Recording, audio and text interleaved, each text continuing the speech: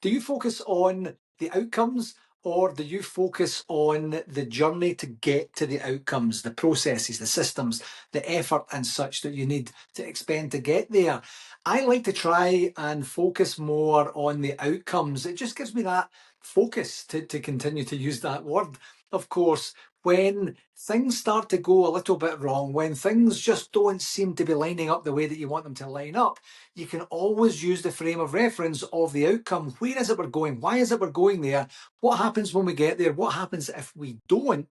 To give you that opportunity to really get back into yourself and start to figure out this is why we're doing this. You know, there's a multitude of ways that we can get there. Of course, there is, but if you keep that focus, that laser beam focus on the actual outcome in and of itself, then you're in that position to be able to communicate better, to make sure that you are aligned and your team are aligned if you're working on something with a team as you're moving forward.